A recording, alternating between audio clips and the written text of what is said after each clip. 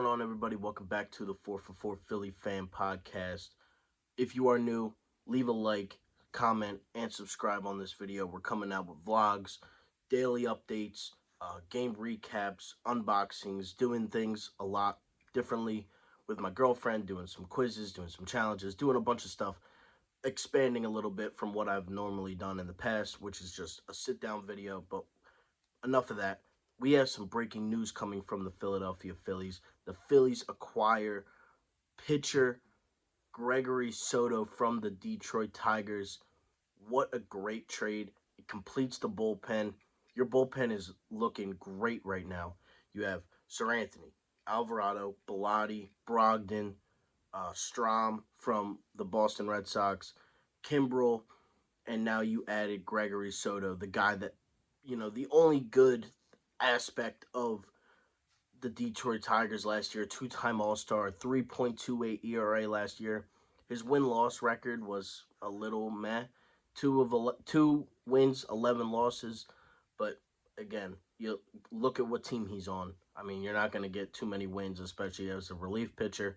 But the 30 saves is what is really mind-blowing. I mean, we got your top three rotational guys in the bullpen, Seranthony, and then Alvarado and Gregory Soto, two left-handers and a flamethrower with the right hand.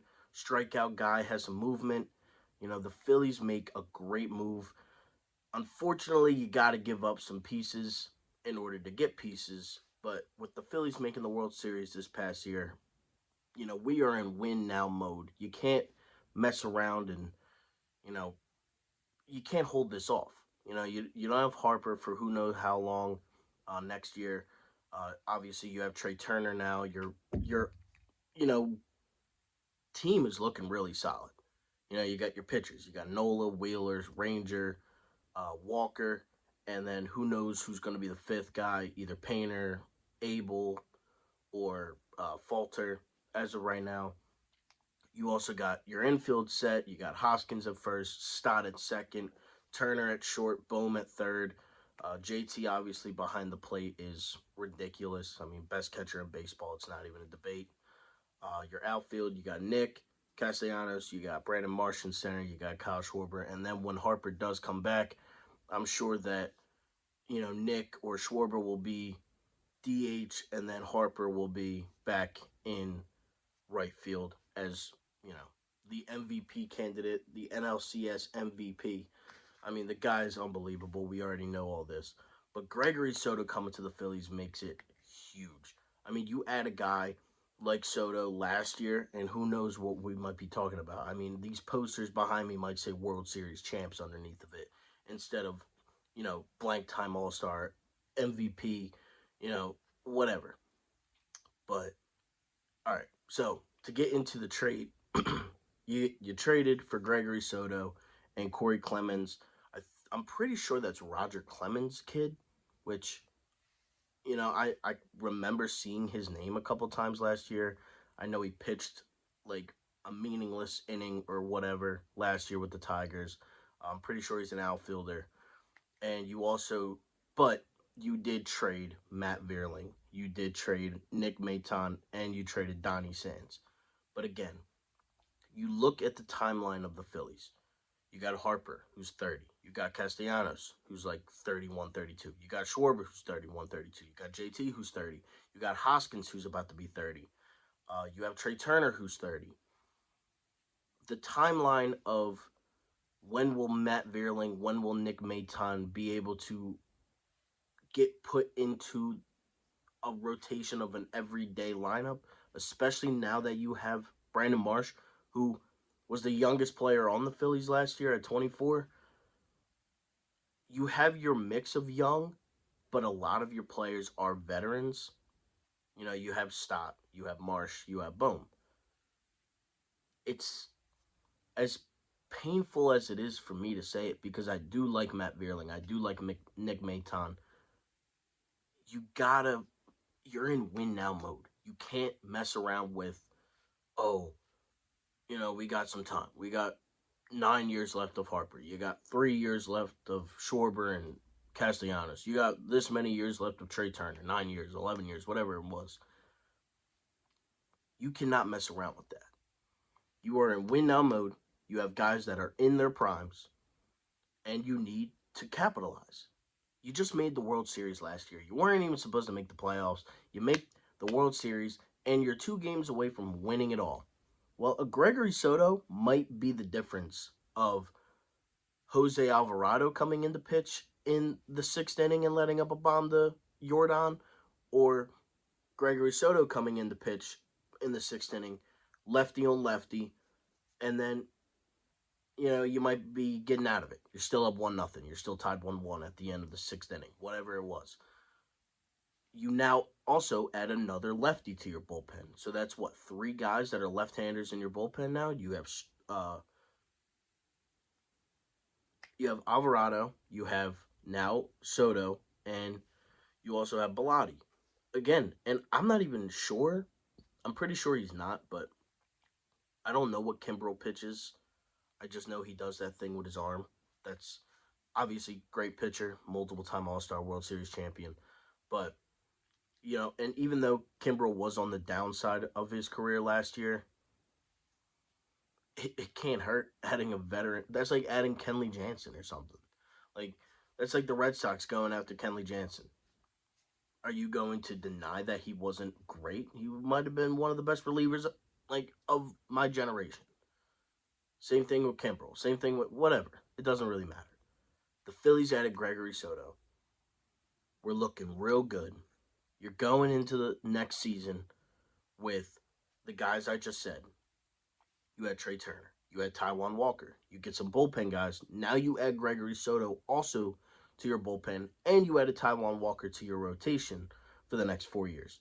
And mind you, Gregory Soto is locked up for the next 4 years. He's 26. We have the guy until he's 30 years old. He's just now coming off his 2nd consecutive All-Star season. And again, you might look at it and say, oh, he was 2-11 win-loss. Okay, Aaron Nola also was a negative in the win-loss column. And guess what? He finished 4th in the Cy Young race. And we all know how good Aaron Nola is. We all know how good Zach Wheeler is. Wins and losses is like batting average for players. It doesn't mean much. Especially, prime example, Kyle Schwarber. Man batted 221. He's obviously hitting into the shift. But he had 40 home runs. It makes an immediate impact. Kyle Schwarber made an immediate impact to the Phillies. Nick Castellanos had a better batting average than Kyle Schwarber. You're going to tell me that Kyle Schwarber didn't have a better 2022 than Nick Castellanos? Some of these stats are just meaningless stats. I know his WAR was a minus. Again, he was on the Detroit Tigers.